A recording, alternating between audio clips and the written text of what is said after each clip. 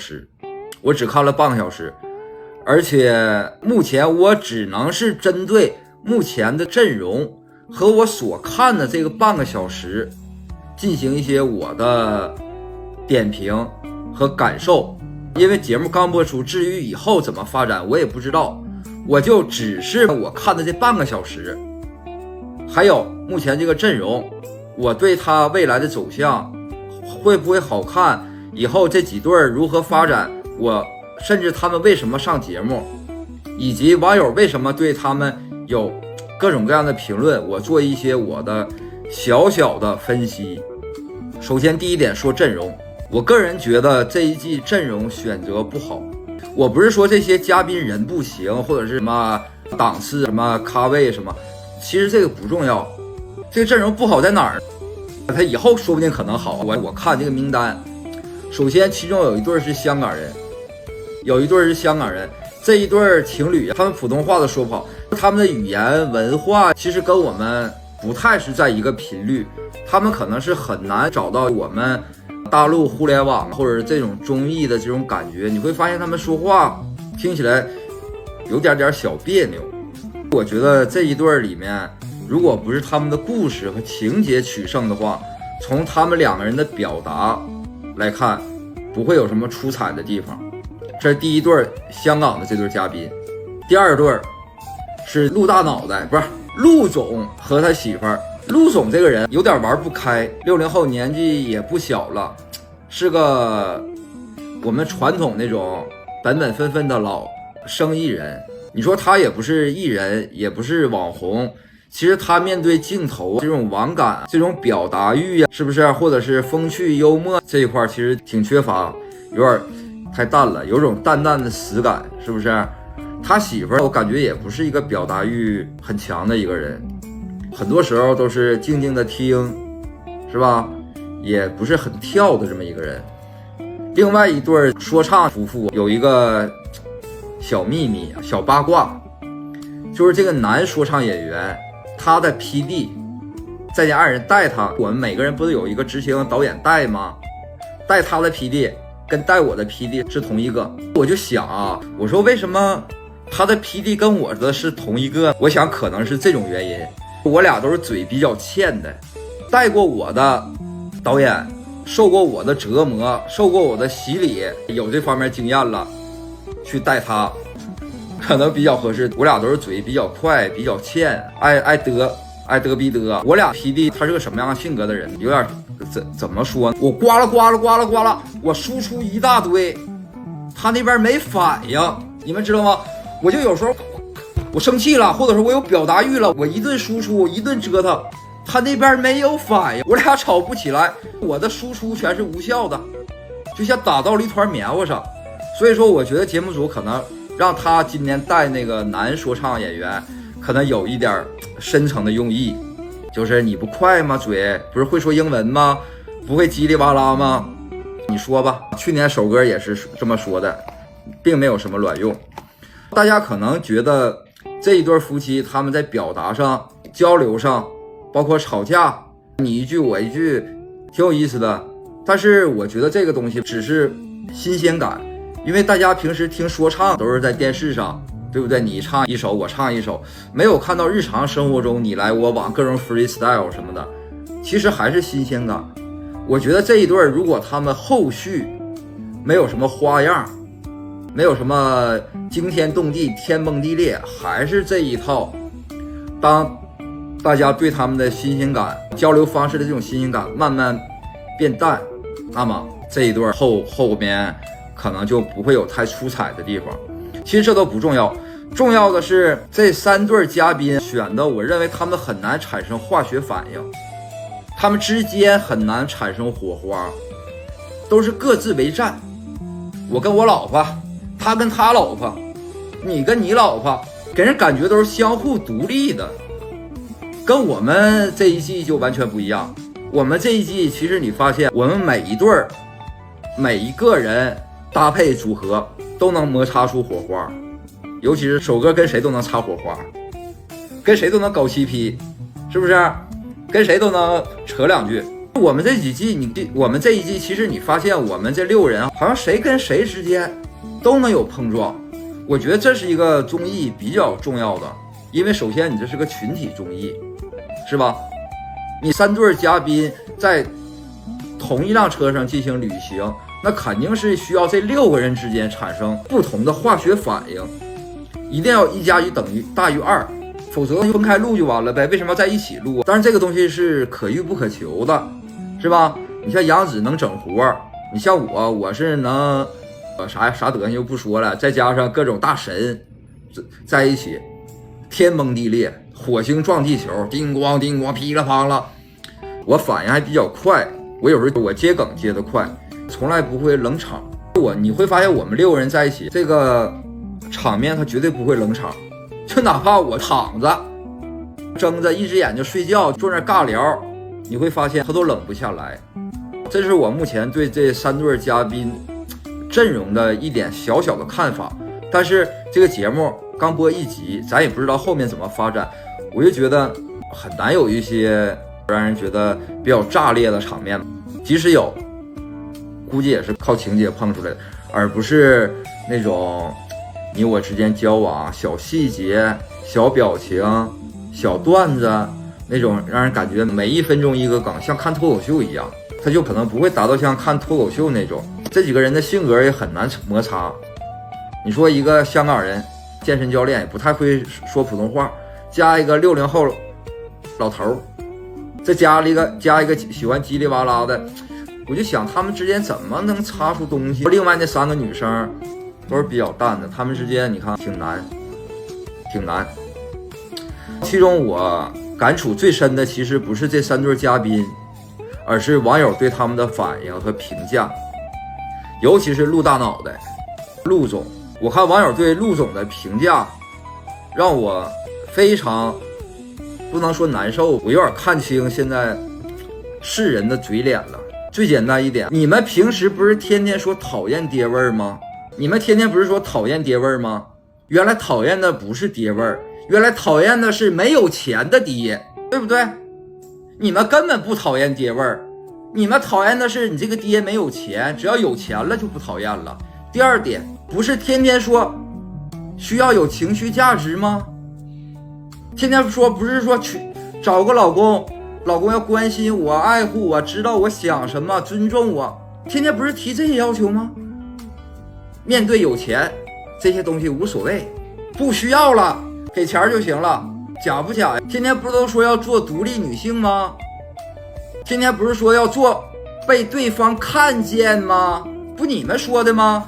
不希望得到另一半的欣赏和看见吗？人都不看了，不回家太好了，给钱了，不回家太好了，给钱就行。露馅了，终于说出实话了，终于说出心里话了。平时在网上对男朋友对老公天天指指点点的，我要求有性张力，陪我，懂我，哄我，欣赏我，照顾我，只需要递给你一张银行卡，不需要了，这就是最好的男人。另外那叫什么邓莎，你要求太高了，你老公都给你银行卡了，你天天说这些干什么？这老公你不要我要。互联网就是假，尤其这些女生天天在网上说啪啪打脸，天天都被打脸，我也不知道他们怎么看啊，如何面对？人家给钱了，你看给钱就行了。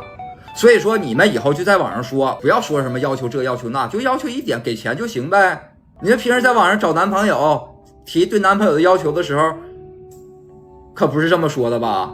你们直接就说呗，我不怕爹味儿，我不讨厌爹味儿，给钱。因为这个陆大脑袋特别符合当前很多小仙女的梦中偶像、梦中情人，其实他们就是有恋父情节。这个父，什么叫好爸爸？我终于搞清楚了，什么叫好爸爸？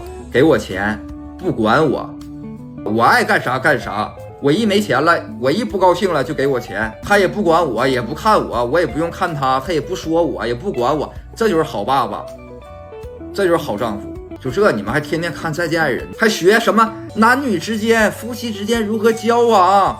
我要听听嘉宾老师怎么点评的，夫妻之间如何磨合，遇到问题如何解决。你解决啥？你就一个问题，你缺个有钱的爹给你当老公，不管你爱干啥干啥，也不回家，他干啥你也不知道，你问他干啥去了，他说跟你没关，你说太好了，就得找这么一个老公。性张力也不提了，提性张力了吗？还夫妻生活怎么过的？提吗？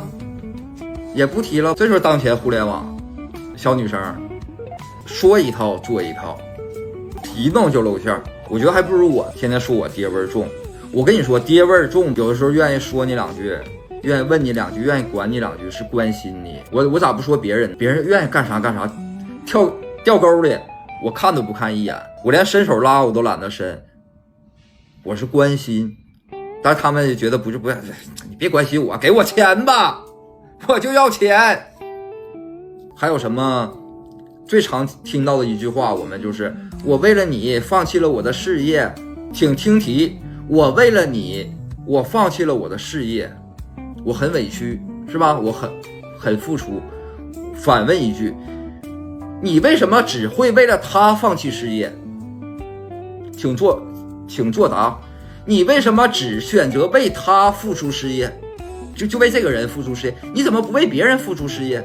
因为你付出不了事业，因为你还得上班，是吧？你要找了我兜里没钱，你还得上班，你就不需要付出事业了。你想牺牲事业，我为了他牺牲事业，初衷就是想找一个人，我牺牲我的事业，我就不用上班了，我家躺多好。你但凡你不想牺牲事业，你不找他不就完了吗？你找周立峰，找我，你保证牺牲不了事业。你记住，天天你都得去上班，你愿意干啥干啥，绝对不耽误你事业，有没有道理？其实目的就是为了找到一个人牺牲事业，没有什么事业心，也没有什么为了你付出，为了谁付出的。你为啥偏偏为他付出啊？有时候这个世界你会发现非常残酷，非常现实。那些表面的那些客套话、大鸡汤，就那些嘉宾，什么心理学家、心理老师，还坐那叭叭叭分析这个人物性格、出身、他这个表情、心理呀，你分析啥？撕开，把一切撕开，下面全是赤裸裸的利益、欲望，非常现实，非常透明，就不要在表面上在那儿挑挑拣拣了，非常没有劲。是吧？什么叫好男人？什么叫坏男人？什么叫爹味儿？有钱就不叫爹味儿，没钱就叫爹味儿，是吧？什么叫好老公？关心你，爱护你，尊重你，知道你想什么，愿意跟你分享，愿意看见你，这叫好老公。不给你钱，离我远点，你别管我，这叫好老公。我为你牺牲了事业。你不找个上市公司的老板，你需要牺牲事业吗？你找上市公司老板目的不就是为了要牺牲事业吗？预测一下这3对最后的走向。香港这一对我预测是会分手，因为啥？上节目之前不就分了吗？对不对？上节目之前不就分完了吗？就已经是分手状态了，上节目前分手。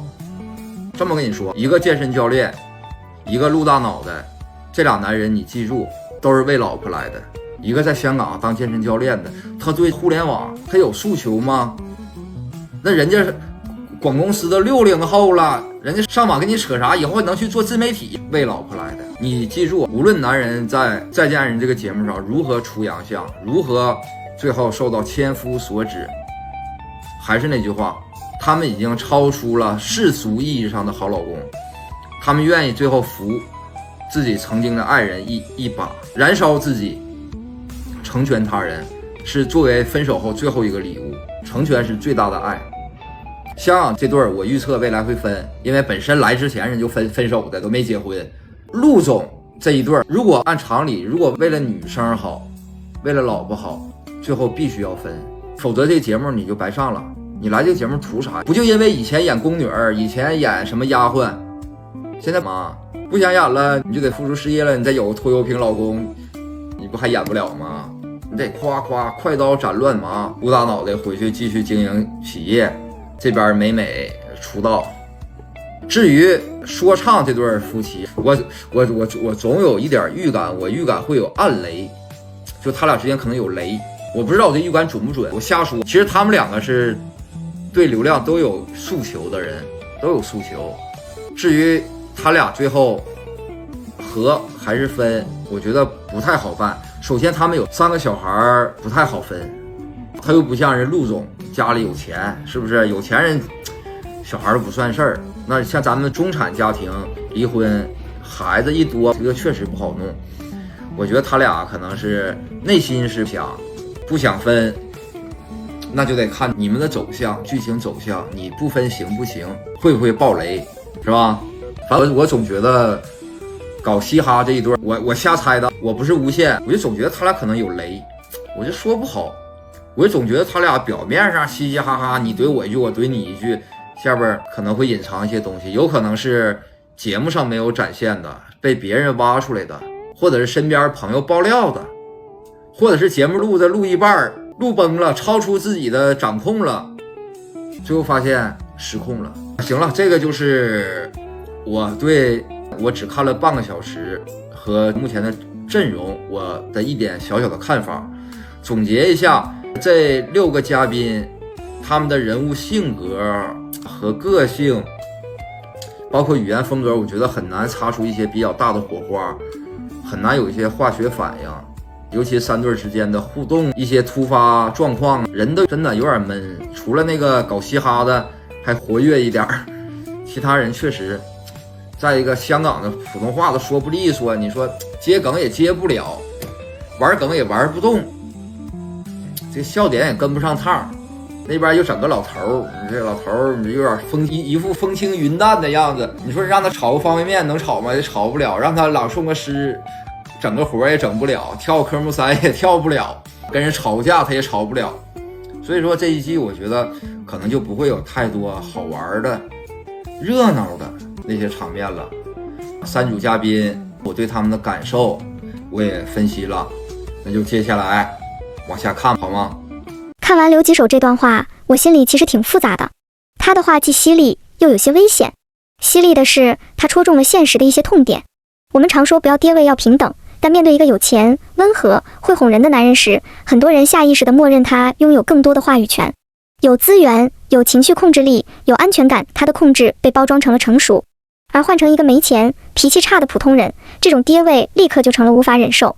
所以他说的那句讨厌的不是跌位，是没钱的跌，毒但也真实。危险在于他把这种社会双标直接归咎于女人现实，在揭穿虚伪的同时，也在享受被虚伪激怒的快感。